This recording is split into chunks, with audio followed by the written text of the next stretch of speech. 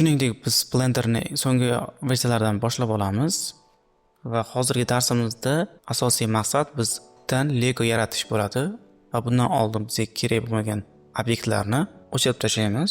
X tugmasini bosgan holda va kubimizdan o'chib ketdi va uni qayta qo'shamiz Shift A tugmasi bilan. Kub endi bizni qiladigan vazifamiz ortografiyani o'tkazib S Y tugmasi bilan buni uzunroq qilib yoyamiz.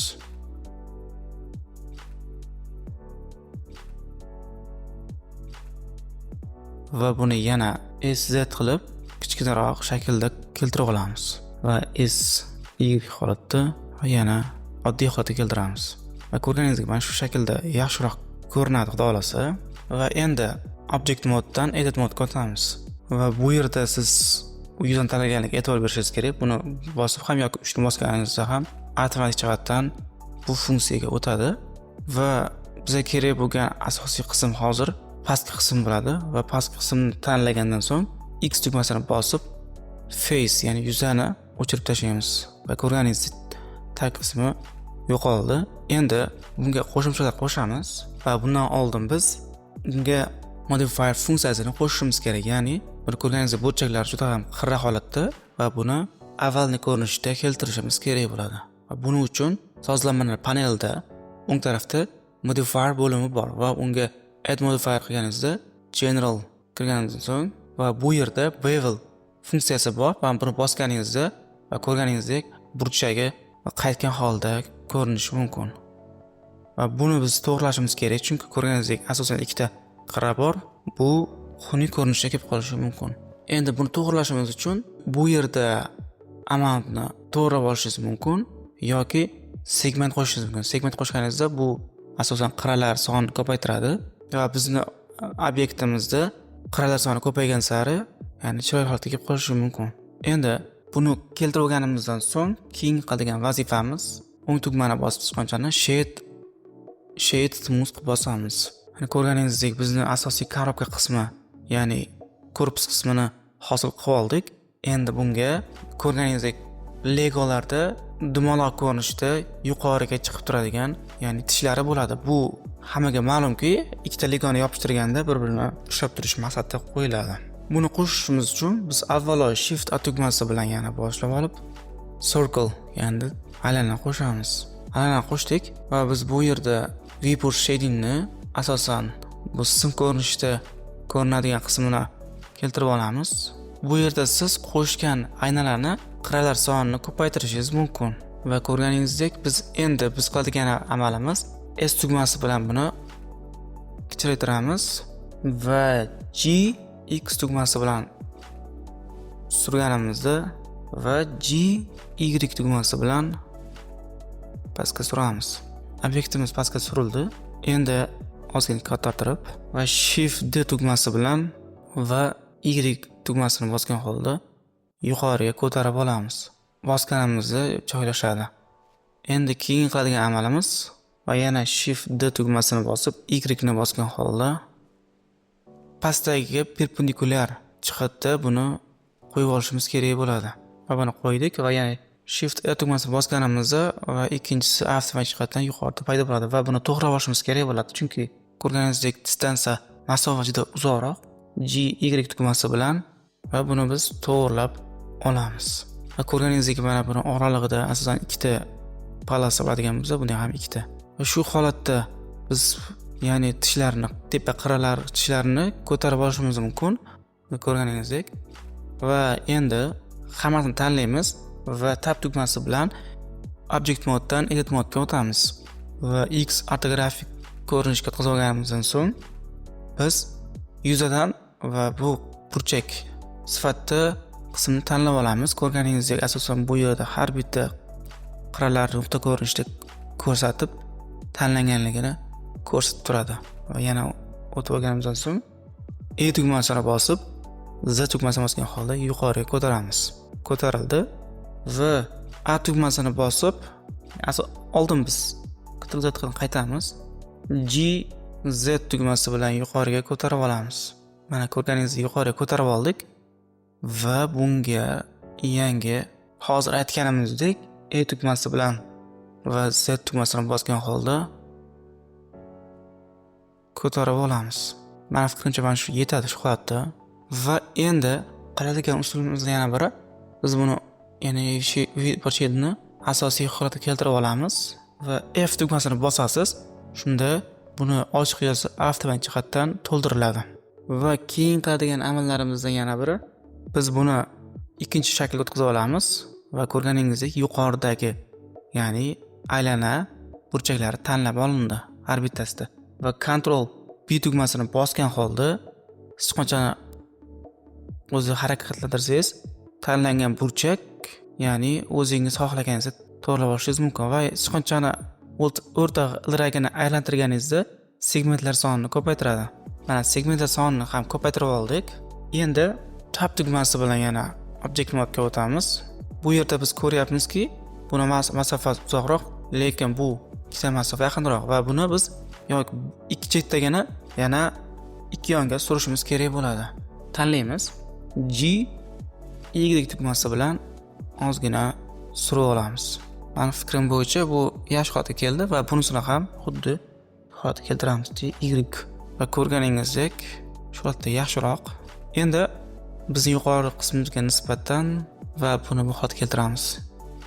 S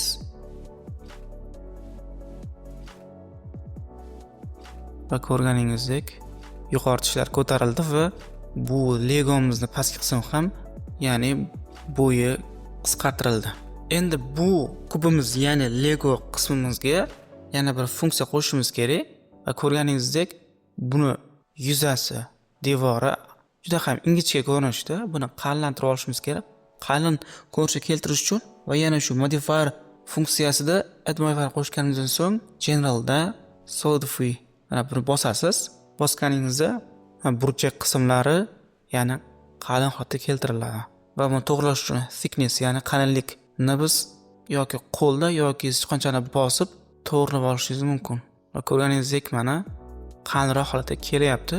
Keyin qiladigan amallarimizdan biri yuqoridagi jihatlarni smooth holatga keltirishimiz kerak. Ya'ni buni sichqonchani o'ng tugmasini bosgan holda shade smoothni keltirib olishimiz kerak.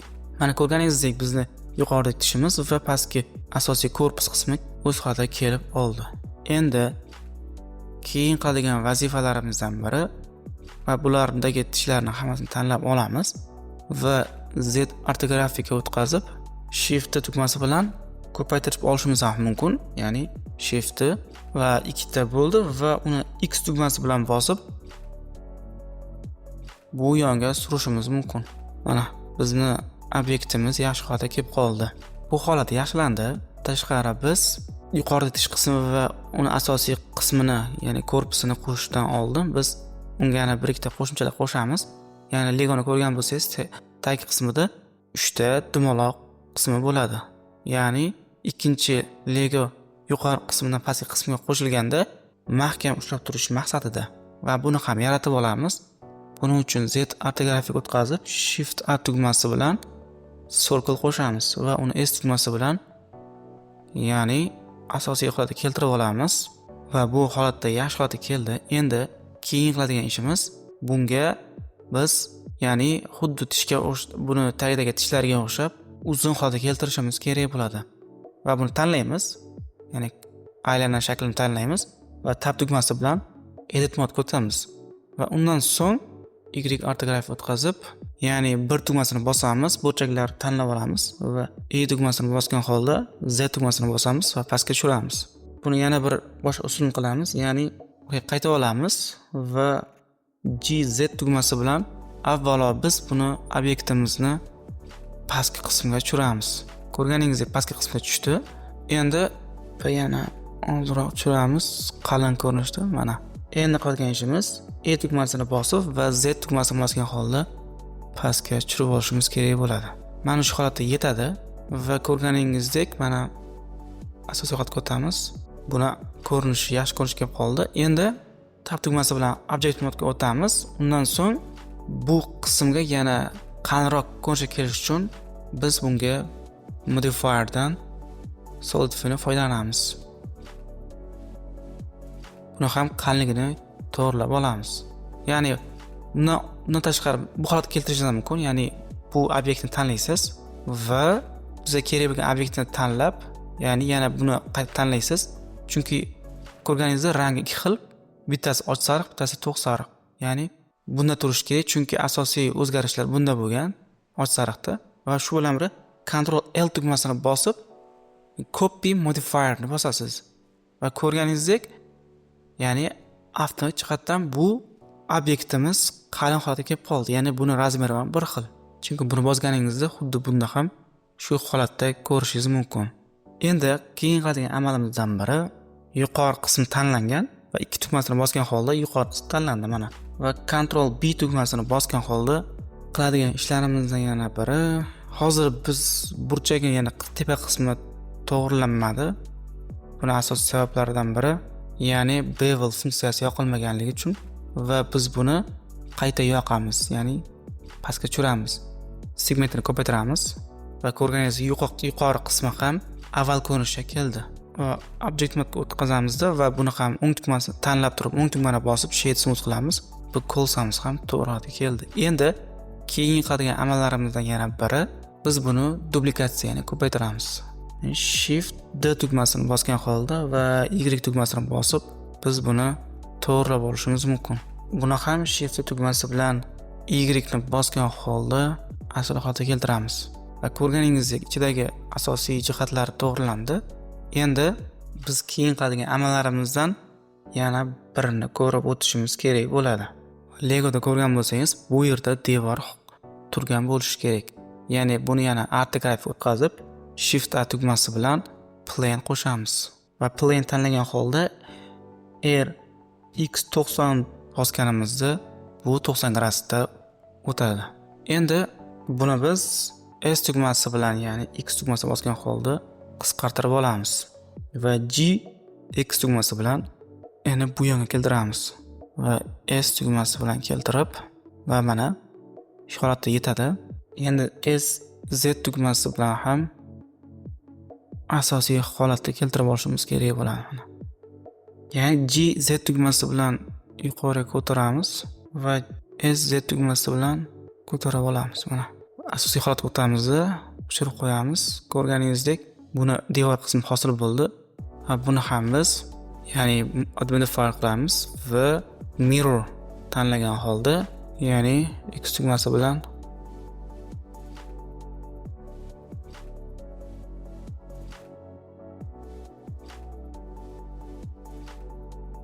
tanlaymiz va ko'rganingizdek o'zi avtomatik jihatdan ikki tomonda hosil bo'ladi. Bu mirror funksiyasi orqali. Va buni biz apply qilamiz va shundan so'ng biz yana o'sha funksiyani yaratamiz. Ya'ni bu funksiya tanlaganimizdan so'ng bu qismni va dumaloq, ya'ni calls'ni tanlaymiz. Ctrl L tugmasini bosgan holda copy modifier ni bosamiz. Va ko'rganingizdek bizni va undan tashqari Legomizga yana bir boshqa qismni qo'shishimiz kerak bo'ladi. Masalan, Shift A tugmasi bilan silindr qo'shamiz va buni kichiktirib olamiz ozroq. Va Z ortografika o'tkazamiz. Shundan so'ng Y tugmasi bilan yuqoriga va X tugmasi bilan bu qismga o'tkazib olamiz. Endi keyin qiladigan amalimizdan biri Z holatga keltirib va ko'rganingizdek biz buni kichiktiramiz. Ya'ni Z tugmasi bilan kichkina holatga keltirib oldik. Z tugmasi bilan mana ko'rganingizdek shu holatga keldi. Asosiy korpus tanlaganimizdan so'ng add modifierdan bloomni bosamiz. Bloomni bosganimizdan so'ng biz bu yerda silindrni tanlaymiz. Ya'ni bu silindr tanlandi. Buni asosiy maqsadi, ya'ni xohlagan obyektni yuzasiga bironta obyektni qo'yib bu yer tanlasangiz, o'sha yer xuddi o'sha shaklni naqshini beradi. Va buni silindr tanlab H tugmasini bosganingizda mana yashirindi. Va yashiringandan so'ng yuza qismida va ko'rganingizdek mana chuqur holatga keldi. Va biz buni hamma qismida keltirib olishimiz kerak bo'ladi. Alt H ni bosgan holda silindrimizni o'z holatiga keltiramiz.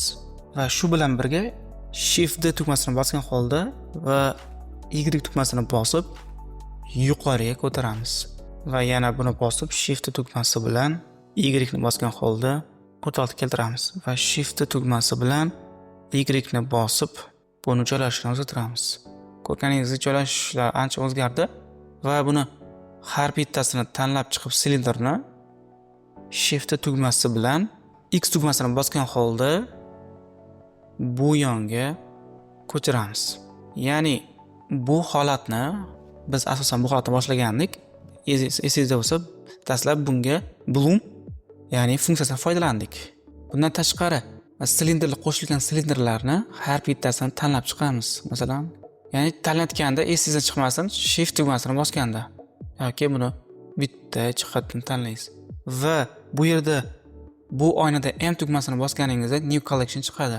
Bu yerda ikkini create qilasiz va ko'rganingizdek biz tanlanganlar asosiy qismga ajralib qoldi. Endi new collectionda 8 ta silindrimiz bor va mana bu yerda ko'rishingiz mumkin. Bu yerda ham 8 ta silindrimiz bor. Endi buni bosamiz va bloom funksiyasida operand type'ni objektdan collectionga o'tkazamiz va bu yerda collection tanlaymiz. Biz yaratgan collection 2 ni va ko'rganingizdek mana collection 2 bor, collection 1 bor. Ikkini tanladik va bizdagi hamma obyektni mana ko'zni bosganingizda yashirib qo'yishingiz mumkin. Va bu yerda bu funksiya yoqiladi. Ya'ni bevelni apply qilib olamiz va solid define ham apply qilib olganimizdan so'ng undan keyin bonusni ham apply qilib olamiz. Bu yerda hech qanday xatoliklar siz ya'ni chuqurliklar hosil bo'ldi. Bizga asosan shu holat kerak bo'ladi. Va ko'rganingizdek mana buni ko'zni bossangiz yana paydo bo'lib qoladi. Buni bizga endi bu silindrlar kerak emas. Shu sababli buni bosib hamma silindrni ya'ni unutmani bosib delete qilib o'chirib tashlaymiz. Chunki biz bu funksiyadan foydalanib oldik. Endi bu asosiy korpusni tanlab tab tugmasi bilan edit funksiyasiga o'tkazamiz va ko'rganingizdek bizga kerak bo'lgan asosiy burchak va bu qism bo'ladi va buni tanlab olishimiz uchun shift alt tugmasi bilan sichqonchaning chap qismini bosganimizda aylana ko'rinishda keltirib oladi va buni ham tanlab olamiz. Va kichkina qismlarni ham tanlash ya'ni esingizda chiqmasin. Ya'ni shift tugmasini bosgan holda buni tanlaysiz. Alt shift alt emas. Endi bu qismni ham biz xuddi shu shaklda ya'ni shift alt tugmasini bosib sichqonchaning o'ng tugmasini bosamiz. Ya'ni aylana ko'rinishda mana keltirib oldi. Va mana kichkina qismlarni shift alt sichqonchaning o'ng tugmasi chap tugmasi bilan emas, shift tugmasini bosgan holda sichqonchaning chap qismini bosasiz. Va keyingi amalimiz bunda ham asosan katta qismlarni shift alt sichqonchaning chap qismini bosib keltirib olishimiz mumkin. Va bu qismlarni bittalab tanlab olamiz. Chunki bu yerda juda ham ko'p kichkina qismchalar bor. Va buni ham qism tanlab oldik. Endi shift alt tugmasi bilan bosamiz. Shift tugmasini bosamiz. Buni ham shift tugmasidan har bitta burchagini tanlab chiqamiz. Va ko'rganingizdek mana hamma qismni tanlab oldik. Endi Ctrl B tugmasini bosgan holda mana burchagini biz keltirib olishimiz kerak. Sichqonchani o'rta tugmasiga ya'ni ildirak aytgan holda segmentlarni kamaytirishingiz mumkin va ko'paytirishingiz mumkin. Shu holatda bizga bu yetadi. Mana avtomatik jihatdan har bitta holatni ham, ya'ni burchagini ham to'g'rilab olindi. Va tab tugmasini bosganingizda va ko'rganingizdek mana izlak hosil bo'ldi. Bu yerda qanaqadir kamchiliklar bo'lgan, chunki bu yerda ham bevel funksiyasi yoqilib qolgan. Endi mana obyektimiz yaxshi holda kelib qoldi. Shu bilan birga bizni yana qo'shiladigan qismlarimizdan buni tanlab, ya'ni asosan bitta qismini tanlaymiz. Ya'ni tab tugmasini bosganimizda va bu qismni tanlash uchun L tugmasini ya'ni bosamiz. Shunda ya'ni P tugmasini bosganimizda separate qilamiz. Va buni tanlaganimizdan so'ng va shift tugmasi bilan Y ni bosganimizda ya'ni bu qismga keltirib olamiz va S X tugmasi bilan G X ya'ni bir qismga keltirib olamiz. Ya'ni biz o'yinchoqlar ko'rgan bo'lsak, asosan bir qismida shunaqa burchaga chiqib turadi. Biz o'shani yaratmoqchimiz. Va Shift tugmasi bilan yana bosganimizdan so'ng X tugmasi bilan Y tugmasini bosib pastga tushiramiz. Va buni yana tanlab Shift tugmasi bilan Y ni bosgan holda yuqoriga ko'tarib olamiz. Shift tugmasini bosib yana yuqoriga, ya'ni Y ni bosgan holda yuqoriga keltirib olamiz. Buni aylanamiz o'rtada turish kerak va bu qismlarning har bittasini tanlaganimizdan so'ng, ya'ni ularni biz apply qilib olamiz va generaldan, ya'ni mirror funksiyasidan foydalanamiz. Buning uchun biz objektga bu colsani, ya'ni circle tanlaymiz. O'tish kerak, mana bitta qism o'tibdi. Endi hammasini o'tish uchun bunday yo'q va ularni ham apply qilib chiqishimiz kerak.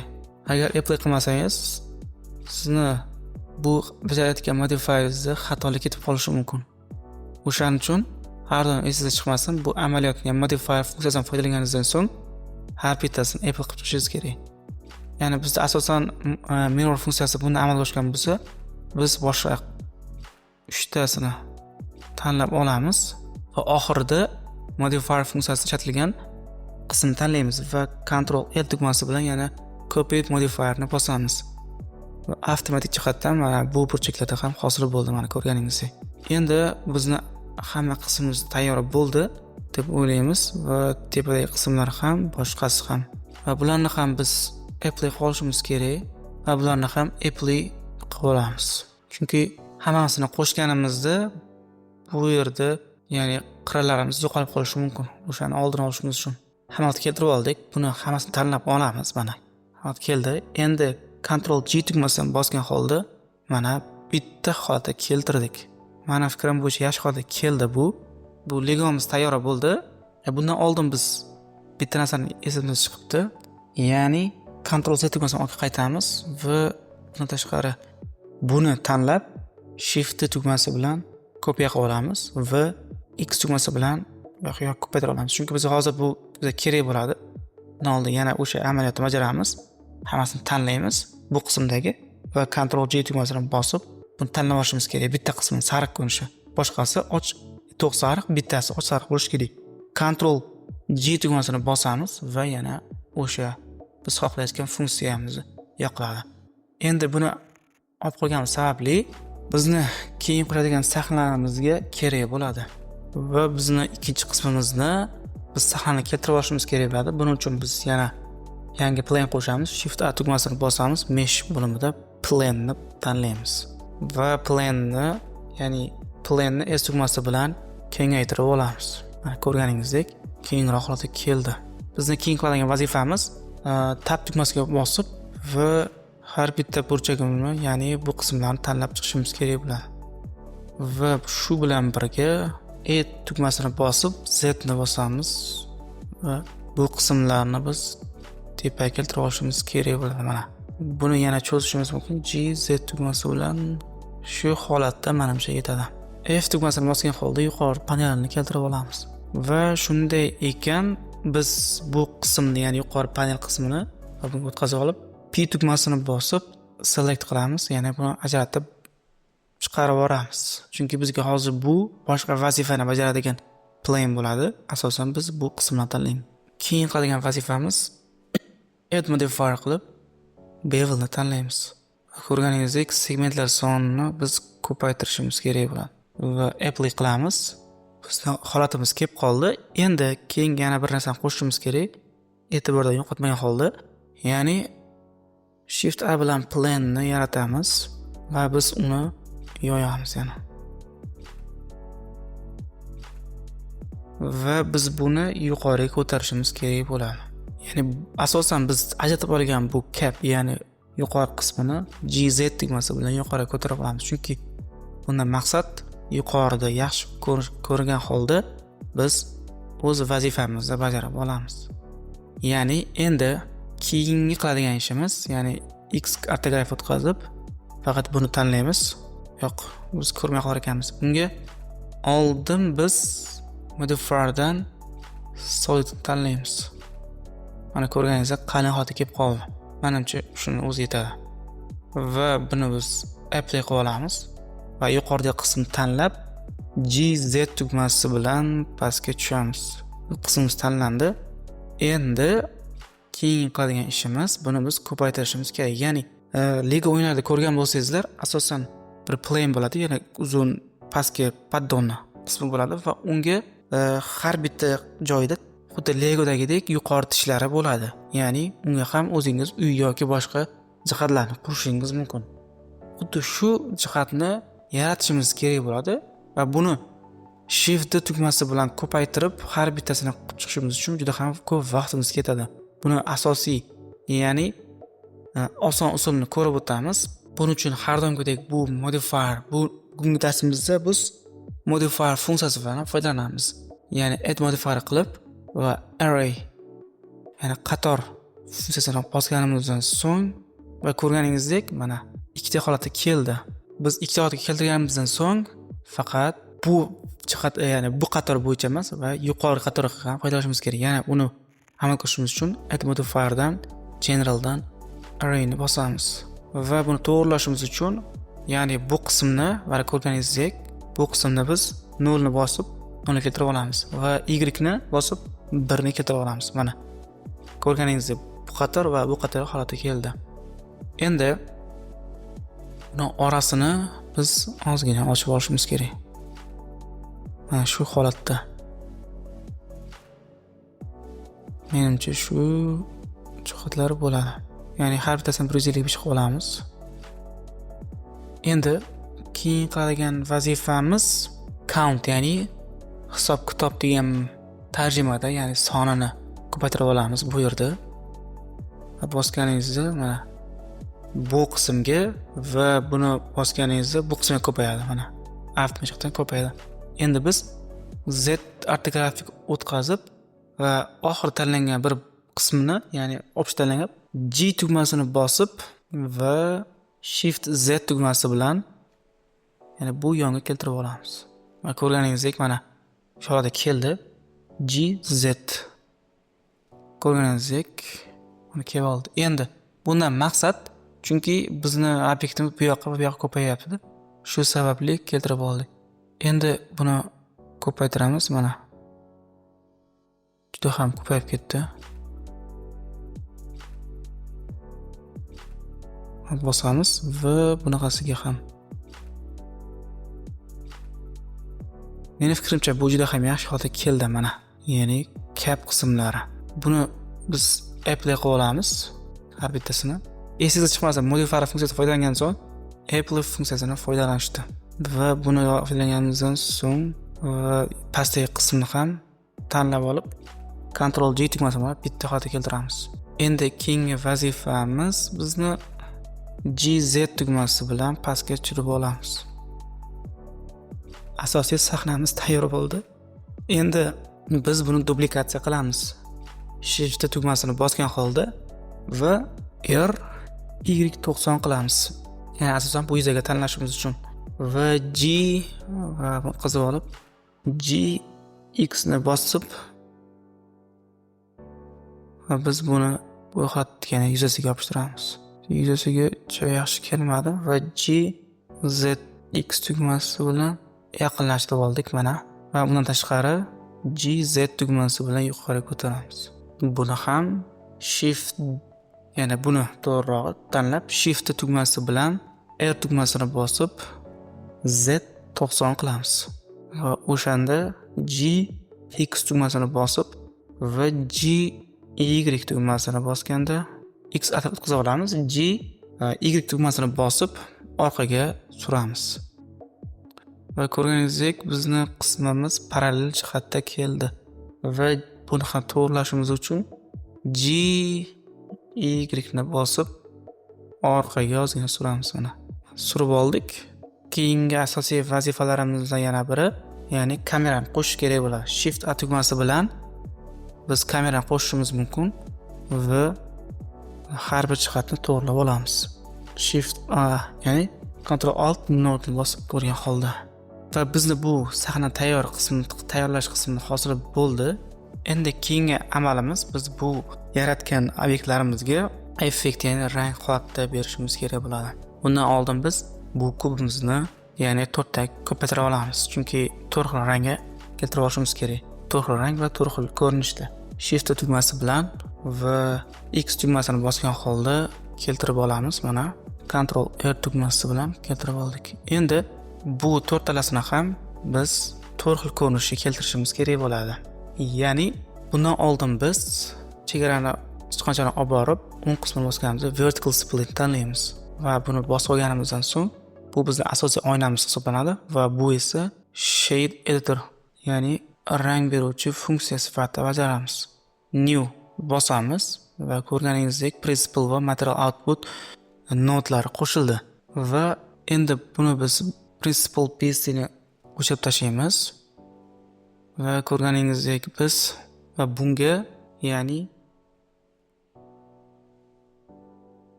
glossga qo'shamiz va bu yerda yuqori panel qismida render shading qilamiz, chunki biz asosan render qismida ko'rsatadi va render panelida AV dan cycle o'tkazamiz va buni GPU compute qo'shamiz. Ko'rganingizdek hech qanday ko'rinmaydi, lekin biz yuqorida esingizda bo'lsa ajratib qo'ygan panelimiz bor. Buni biz chiroq sifatida foydalanamiz. Newni bosganimizdan so'ng buni principal pastini bosib X tugmasini o'chirib tashlaymiz va bunga, ya'ni shader bo'limidan emissionni tanlab bog'laymiz va ko'rganingizdek nur, ya'ni bizni sahnamizga nur beradi. Va nurni hozir kamaytiramiz va undan keyin o'z xohlaganimizcha to'g'rilab olishimiz mumkin. Bu tipimizni rangini biz yashil holatga keltirishimiz mumkin va bunga roughnessni ozga tushiramiz. Va roughness tushirganimizdan so'ng xuddi plastmassa ko'rinishiga kelib qolishadi. Endi keyin qiladigan vazifamiz buni story pointni birga keltira olamiz. Ya'ni buni obyektni yuzasida asosan xuddi boshqacha ko'rinishga keltirish mumkin. Hozir mana buni tushirganimda o'zingiz payqaysiz. Ya'ni buni nolga keltirganimizda mana hech qanaqa aylana, ya'ni ko'rinishda yo'q va buni birini bosganimizda mana shu holatga keldi. Endi rotationni biz buni ham biroz ko'tarib olamiz. Ya'ni buni qismidagi jihat, ya'ni bu holatlar rotation aylanish hisoblanadi. Ya'ni burchaklar o'zgaradi oldingi nisbatan. Bizni bu ya'ni legomiz tayyor bo'ldi va ikkinchisini ham ko'rib o'tishimiz kerak bo'ladi. Buni ham object modedan, ya'ni buni ham endi shade editorda new tugmasini bosib principal base tipini o'chirib tashlaymiz va shift A tugmasi bilan shaderdagi glassni bosamiz va buni ham tanlaymiz va ko'rganingizdek glass bu shisha degan tarjimasi ingliz tilida, ya'ni yaltiroq nurni o'tkazadigan ko'rinishga keldi. Endi biz buni to'g'rilashimiz kerak bo'ladi. Masalan, rangini biroz bu holatga kelishimiz mumkin yoki bu holatga ham. Endi roughnessni ko'taramiz. 300 keltirib oladigan bo'lsak, mana o'zi, ya'ni nurni, ya'ni atrofdagi ranglarni va aksni qaytaradigan va oyna shaklidagi ichki qismi uncha ko'rinmaydigan Lego hosil bo'ldi mana va iqorni ozgina tushiramiz. Shu holatda yetadi bizga bunisi ham. Endi keyingi qiladigan amalimiz bu yerda buni biz metal ko'rinishga keltirishimiz kerak bo'ladi. Ya'ni new tugmasini bosamiz. Bunda bu holatda buni principal base tipini o'chirmaymiz va bundan tashqari, ya'ni metallic funksiyasini ko'taramiz. Birga keltiramiz. Shunda metal ko'rinishda kelib qoladi. Va roughnessni ham biroz tushiramiz. Ya'ni yaltiroqlik hosil bo'ladi. Mana shu holatga keltiramiz, yetadi. Yoki sariq holatga keltirishimiz mumkin. Golden rangda. Xuddi oltin ko'rinishdagi legomiz ham bo'ladi. Va keyingi qiladigan amalimiz bu ozgina murakkabroq holatga keltiramiz va bundan ham base tipini X tugmasini bosgan holda qaytaramiz buni. Buni tanlab new tugmasini bosganimizdan so'ng base tipini o'chirib tashlaymiz va mix deb qidiramiz. Mix shader va buni tanlaymiz. Hech narsa o'zgarmaydi, chunki bunda asosan funksiyalarni bog'lashda foydalanamiz. Masalan, glassni bosib yuqori qismiga bosamiz. Va ko'rganingizdek shisha ko'rinishga keldi va Shift A tugmasini bosib glossy funksiyasini tanlaganimizdan so'ng va buni ham shaderga bog'laymiz.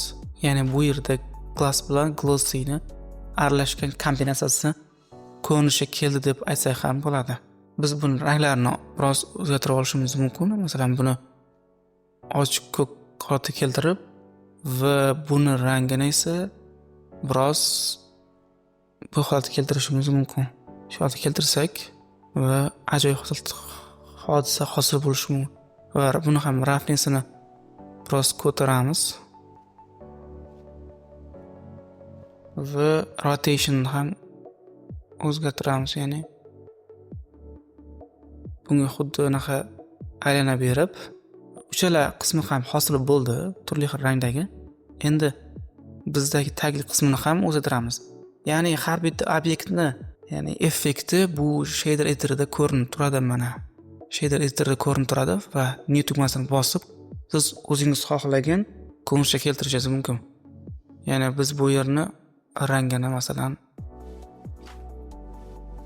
yashil ko'rinishga keltirishimiz mumkin va bunisini biz ham new tugmasini bosib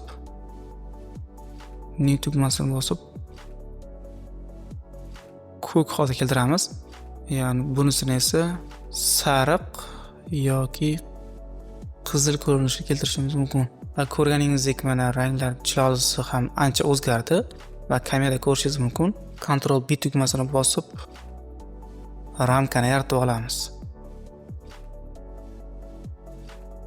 Mana ancha ranglar o'zgardi va bizning hozir holatimizda bu yetadi. Endi darsimizning oxirgi qismlaridan biz animatsiya kiritishimiz kerak bo'ladi bu yaratgan Lego obyektlarimizga. Buning uchun biz bundan oldingi o'tgan darsimizda rigid body funksiyasidan foydalangandik, ya'ni gravitatsiya. Bundan ham xuddi shu vazifadan foydalanamiz.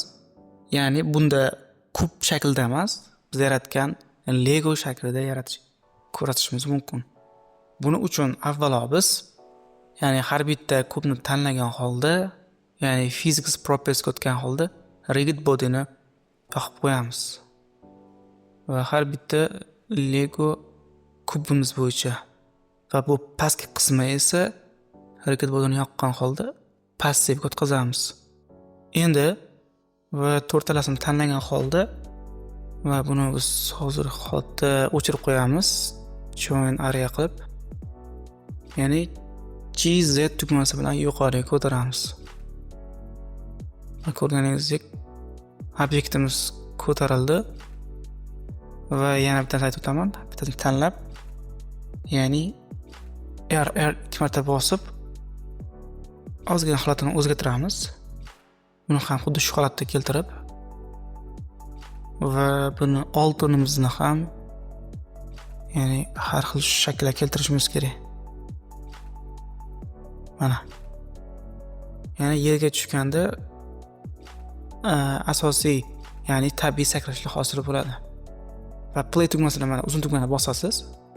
Ko'rganingizdek obyektimiz pastga tushdi. Bunda tabiiy holatda, ya'ni o'z holat muammosini to'g'rilab olish kerak bo'lgan holatda yiqildi. Biz buni natijasini boshqacha ko'rishda ham ko'rishimiz mumkin.